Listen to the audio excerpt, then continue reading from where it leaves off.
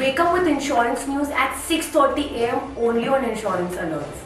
We are India's largest and Asia's second largest, most dedicated insurance news platform.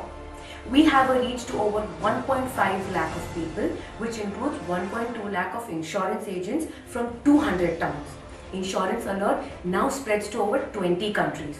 So you can now download our mobile app from the Play Store, or you can visit our website at www.insurancealerts.com.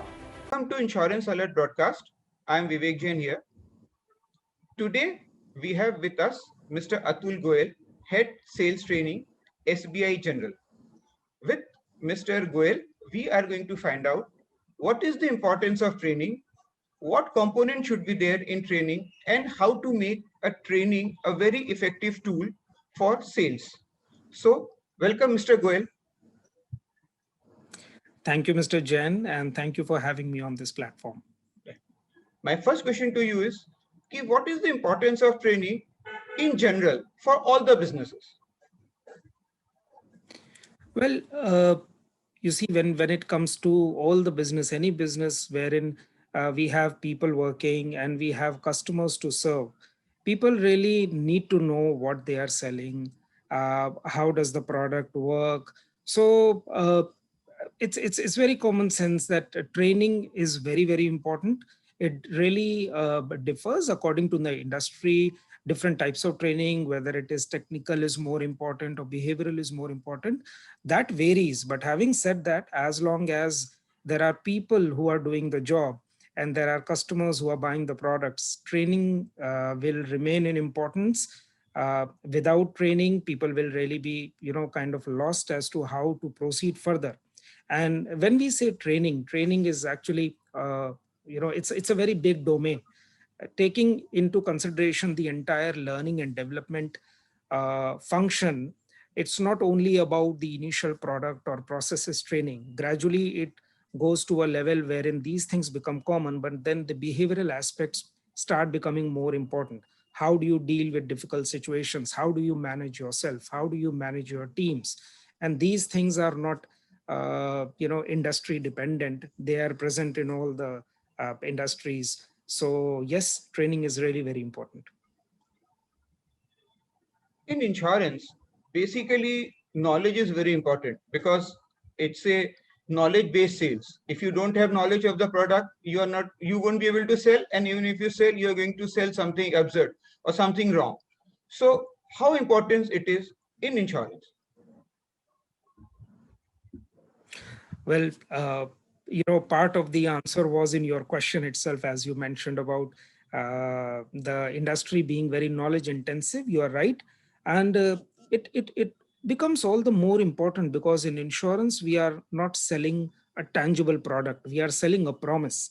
And hence the complexity of the product, the extent of products, the number of lines of businesses we have, if we take into consideration life, health, general insurance and reinsurance, it's immense. So the real challenge is, how do you get the message across to the customer in simple language while ensuring that the fine prints, which we call terms and conditions, are also not missed.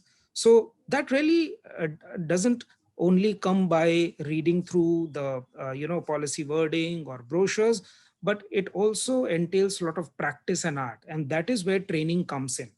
You can always give somebody a book to read, but it really takes a lot of practice, effort, role plays, whole lot of things which companies do these days in very creative way to really enable the person to use that knowledge in order to meet the customers and do selling. And as you mentioned, again, without proper training, there will be so many issues.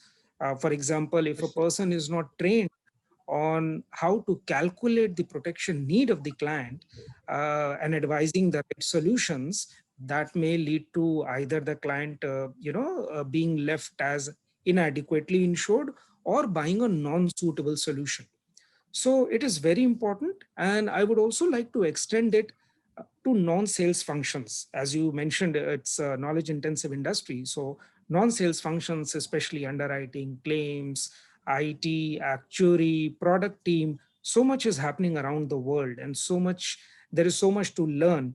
that these teams also need to keep upgrading themselves, keep learning. So yes, training is definitely very, very important and is a core function for any insurance organization which is looking for a robust and sustainable growth.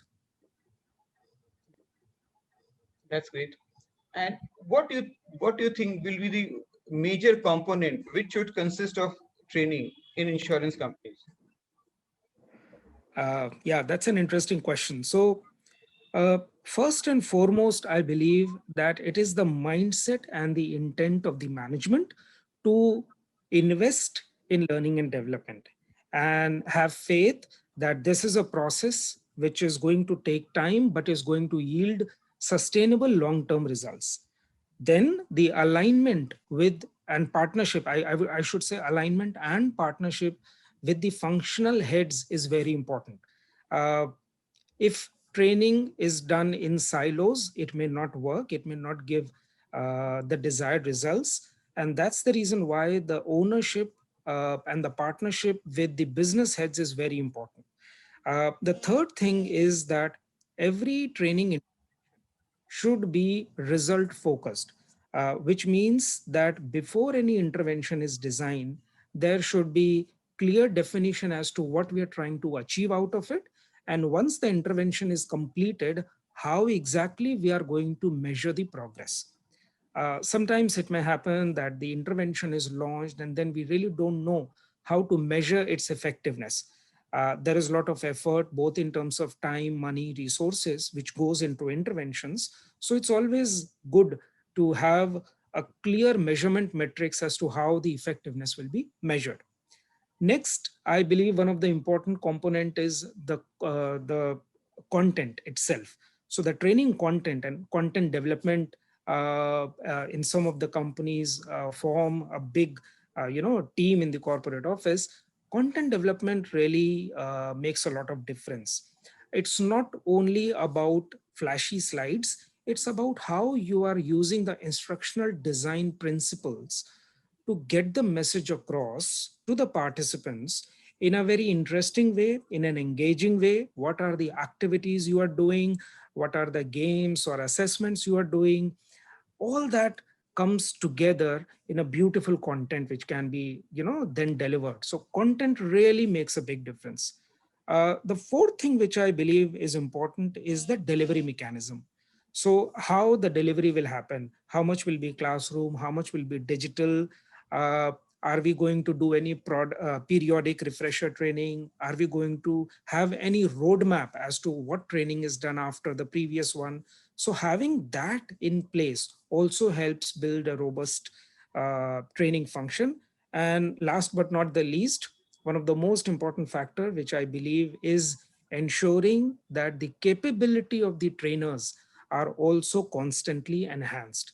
They undergo a lot of training, certification, TTT programs.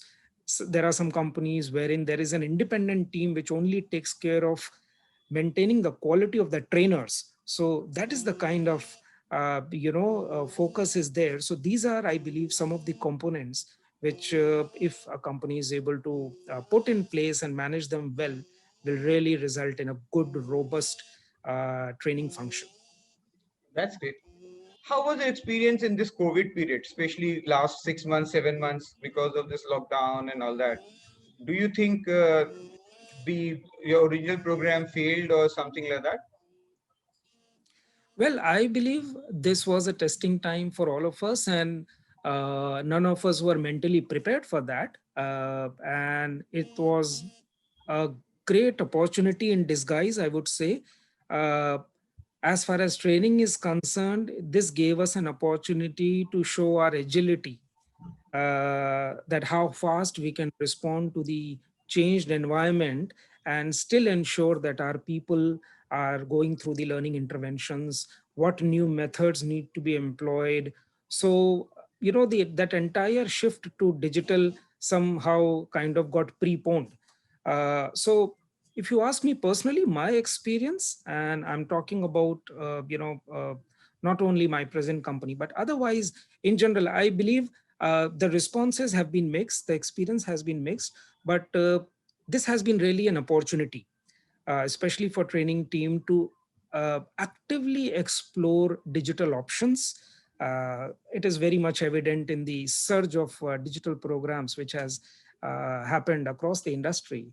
We are doing this interview digitally. That's another example. So I believe that whole digital wave has kind of made people rethink how we can use digital to make things more efficient. So you think in times to come, it will be more digit kind of a training, less classrooms? Uh, I would not want to say that it will be more digital and less classroom. As I said earlier, it really depends on the kind of intervention we are talking about. Because what the methodology of delivery will be really depends on what do you want to teach to people. What do you want them to learn? And what are the kind of resources or infrastructure available? So I believe that if we push digital for the sake of it, then it might not work. The approach will continue to be more of a blended approach, wherein digital will be leveraged as well as classroom. So that's how I think it's going to work. It will be mix match kind of a thing. It will be. Great, sir. It was great talking to you and really understanding the value of training, which is very important in now and maybe in times to come. So thank you very much for your time. Thank you. And thank you everyone for watching. Thank you. Namaskar. Want to see the best videos of insurance industry and interviews with the CEOs, CMOs, COOs, CDOs of insurance companies, brokers, TPAs. There's only one way you can look it up to. That is Insurance Alerts broadcast channel on YouTube. So you better subscribe to our channel, you visit and get notified with all of our new videos on insurance.